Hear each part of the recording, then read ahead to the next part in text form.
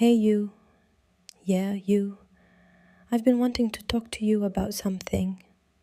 It's kind of simple, honestly, but it's something I don't think anyone ever actually sat us down and taught us. How to spend time alone, like really alone. Not the sad kind, not the why hasn't anyone texted me back kind of alone. I mean the good kind.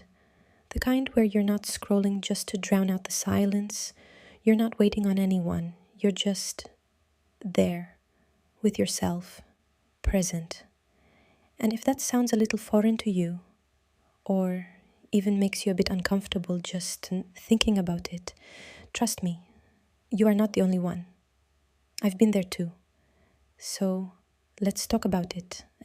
Let's figure out how to actually make peace with your own company. And more than that, how to start looking forward to it. Okay, first thing, we have to change how we think about alone time, because most of us treat it like this awkward gap, like dead air, something to rush through before it gets weird.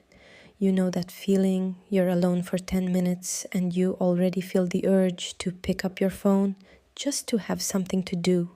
But here's the thing, I want you to really hear alone time isn't empty. It's not a void you need to fill. It's actually one of the only times in your entire day where you get to hear your own thoughts clearly, without your friend's opinion in your head, without what your family expects, without the noise of everyone else's version of who you should be. Once you stop seeing it as this gap you have to survive and start seeing it as something that's actually yours, it changes everything. It stops being a problem and starts being kind of a gift. So let me walk you through some things. Just some simple ways to actually spend that time. Well, not just get through it, move your body, no destination, no agenda. Go for a walk and don't decide where you're going.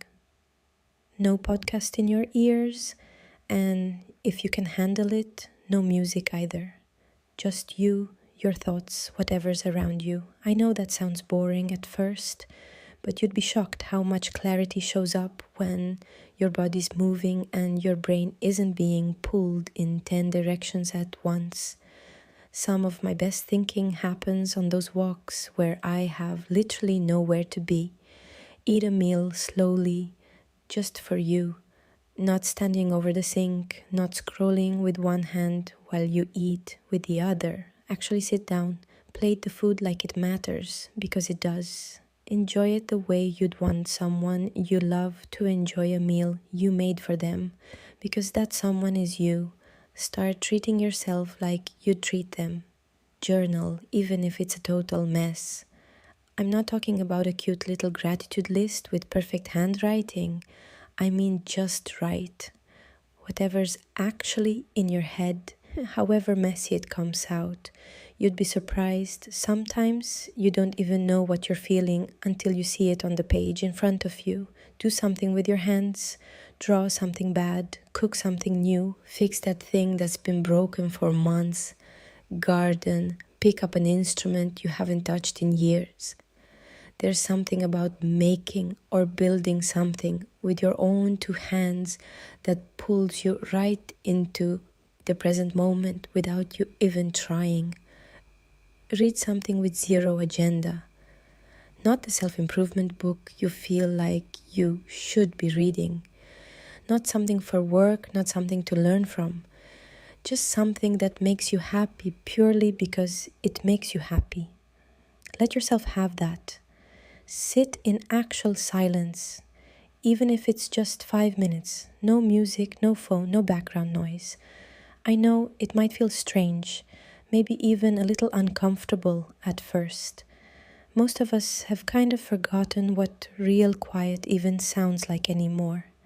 But sitting in that stillness, even for a few minutes, helps you find your way back to yourself underneath all the noise we usually drown ourselves in. Go back to something you used to love, that hobby from when you were a kid, that thing you were into years ago before life got loud and busy and full of responsibilities. Alone time is the perfect excuse to pick it back up again with absolutely no pressure to be good at it. You're not doing it for anyone. You're just doing it because you used to love it. Get curious about what you actually like. Try the coffee shop you've walked past 100 times. Cook a recipe just because it looked interesting. Take the walking route you've never taken. Pay attention to what you actually enjoy, not just what you're used to picking because someone else chose it for you once and you never questioned it. Here's the real truth underneath all of this, and I want you to really hear it. Learning to enjoy your own company has nothing to do with shutting people out or becoming isolated. That's not what this is. It's about becoming someone who doesn't need constant noise, constant distraction, constant company, just to feel okay in your own skin. And here's the part that surprised me the most. Honestly, the more at peace you become with yourself, the better your relationships with other people actually get. Because now you're choosing to be around people. You're not using them to escape the silence or to fill some gap you're scared of facing alone. You're choosing connection because you want it, not because you need it to survive your own thoughts. So next time you catch yourself alone, don't rush to fill it. Don't reach for your phone out of habit. Just sit with it for a second. I promise you, your own company is better than you think it is. Give it a real chance.